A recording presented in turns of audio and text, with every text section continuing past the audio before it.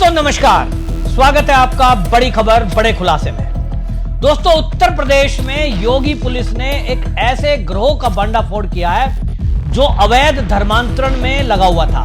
जलालुद्दीन उर्फ झांगुआ बाबा, ये एक ऐसा नाम है जिसकी खुद की उम्र 60 साल से ऊपर है, लेकिन ये उत्तर प्रदेश समेत कई राज्यों में इसका जाल फैला हुआ था।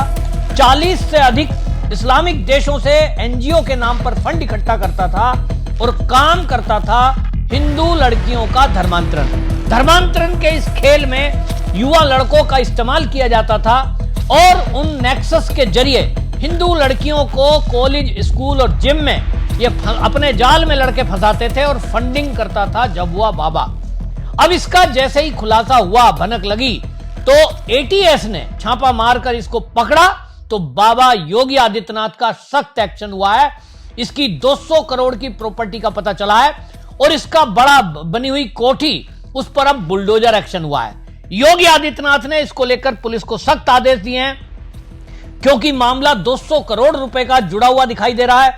विदेशी एंगल इसमें जुड़ा हुआ दिखाई दे रहा है और अभी तक एनजीओ के नाम पर जो चीजें एटीएस को पता चला है, उत्तर प्रदेश पुलिस को पता चला है, उसमें यह कि एनजीओ बनाकर लगभग 40 देशों से पैसे लिए गए।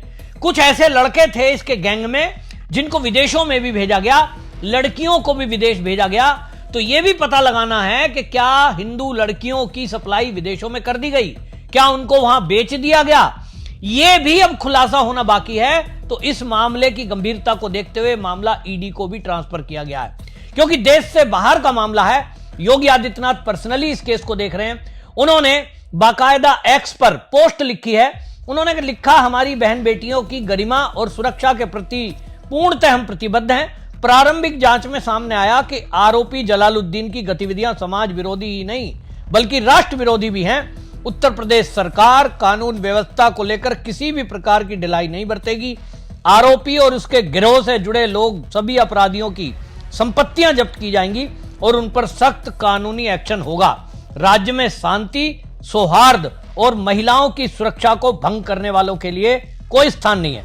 उन्हें कानून के अनुसार ऐसी सजा दी जाएगी जो समाज के लिए एक उदाहरण बने।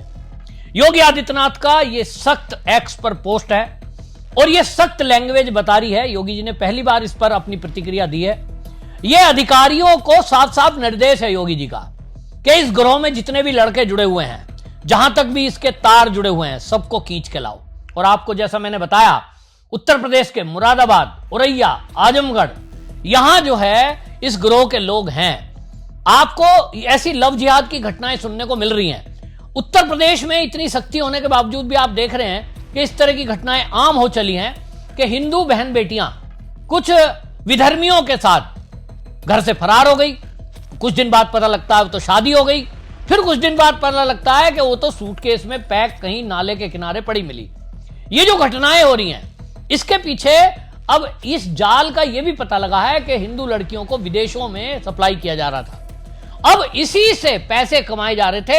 एक अनुमान के अनुसार ये जो जलालुद्दीन है, इसने लगभग 200 करोड़ रुपए की प्रॉपर्टी इकट्ठा पिछले कुछ दिनों में कर दी है।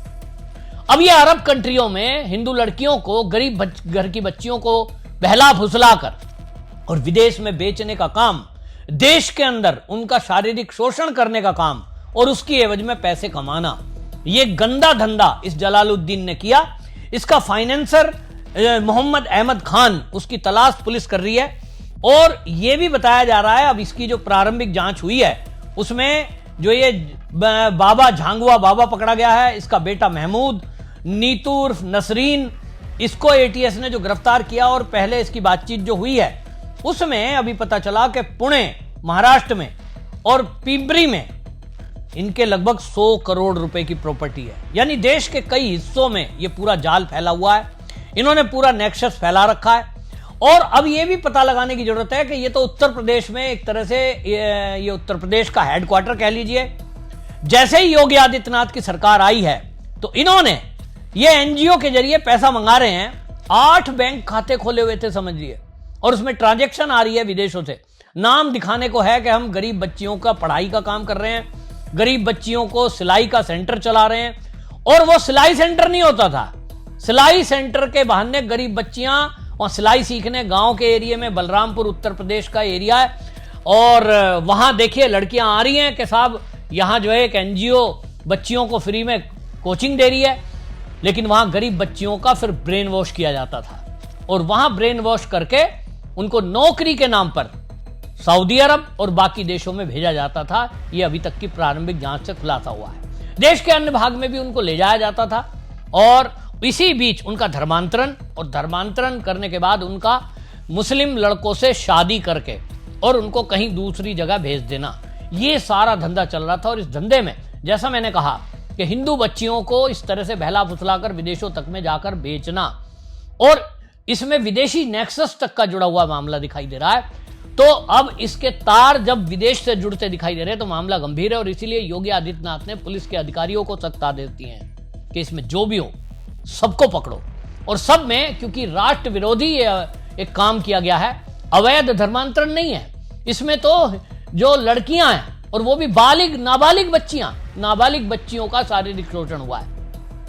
तो गंभीर अपराध, संगठित अपराध है। और यूपी उत्तर प्रदेश में तो योगी बाबा ने संगठित अपराध के लिए सख्त कानून बना रखा है। हालांकि अब जो बीएनएस बनी है, नई जो केंद्र का कानून बना है, उसमें भी संगठित अपराध के लिए सख्त आदेश हैं, सख्त कानून है, 20 साल तक की सजा है, प्रॉपर्टी जब्त का प्रावधान है। और इसीलिए योगी जी ने कहा है कि जितने भी इसमें लोग हैं जुड़े हुए, सबकी प्रॉपर्टी जब्त होगी, किसी को नहीं छोड़ा जाएगा। लेकिन एक मामला गंभीर इसलिए बन रहा है, आप देखिए इस तरह के एनजीओ चलाकर बहुत सारे, कहीं स्कूल चल रहे हैं, कहीं लड़कियों का सिलाई सेंटर चल रहा है, कहीं कंप्यूटर कोर्स चल रहा है। अब इस सब में हम सबको यह ध्यान रखना चाहिए कि हमारी बच्ची कहां जा रही है, हमारा बच्चा जा कहां रहा है, यह जरूर ध्यान रखा जाए, क्योंकि इस तरह के कई केस खुलासे हुए हैं कि ये पढ़ाई के नाम पर, कोचिंग के नाम पर, जिम चलाने के नाम पर, जिम में तो बड़ा पैमाने पर यह नेक्सस चल रहा है। कई सूत्रों से यह पता लगा है कि देश के अंदर 95% जो जिम है वो इसी तरह के लोग चला रहे हैं, विधर्मी लोग चला रहे हैं, और ये जोड़ करके वहां खास तौर पे टारगेट करते हैं हिंदू महिलाओं को, हिंदू लड़कियों को। और इसमें जो छोटी उम्र की बच्चियां हैं, नाबालिग बच्चियां हैं, उनका ब्रेन वॉश करना ज्यादा आसान है, उनको अपने जाल में फंसाना ज्यादा आसान है, और वहीं से ये खेल शुरू होता है और उन बच्चियों का शारीरिक शोषण किया जाता है, और उसकी एवज में ये पूरा ग्रोह पैसे कमा रहा है, यानी गलत धंधा कराया जा रहा है उनसे। तो ये एक बहुत बड़ा अपराध है, संगठित अपराध है। इस पर केंद्र सरकार की एजेंसियों को इन्वॉल्व, जैसे कि ईडी को किया गया है, मैं तो कहता हूं इसमें एनआईए की इन्वॉल्वमेंट करनी चाहिए। और यह भी देखा जाना चाहिए कि जब विदेशों से तार जुड़े तो क्या कोई इसमें ग्रोह ऐसा जुड़ा है जो नशे का कारोबार भी कर रहा है, ह्यूमन ट्रैफिकिंग का मामला आ गया है तो बहुत गंभीर हो जाता है। तो भारत से जो हिंदू लड़कियां पिछले दिनों गायब हो रही हैं लगातार, केरल से तो एक पिक्चर आई थी, द केरला स्टोरी, जिसमें बताया गया था बड़ी संख्या में वहां से लड़कियों का गायब होना, एक ही साल के अंदर 30,000 लड़की गायब होने की रिपोर्ट थी। तो ये सब चीजें गंभीरता से देखा जाना चाहिए। पुलिस थाने के रिकॉर्ड खंगाले जा रहे हैं कि कहां से लड़कियां गायब हैं और फिर उनकी डिटेल क्या है, क्या इसी गिरोह ने लड़कियों को गायब किया है, ये सारी जांच चल रही है। बहरहाल योगी जी का बुलडोजर एक्शन चल चुका है, सबकी प्रॉपर्टी जब्त होगी और अब ये जिंदगी भर जेल में सड़ेंगे। आपकी इस पर क्या राय है, कमेंट जरूर लिखें, लेकिन वीडियो को शेयर जरूर करें ताकि हम सब सनातनियों के परिवारों में बच्चों को यह पता लग सके कि किसी भी जाल में फंसे नहीं। वंदे मातरम।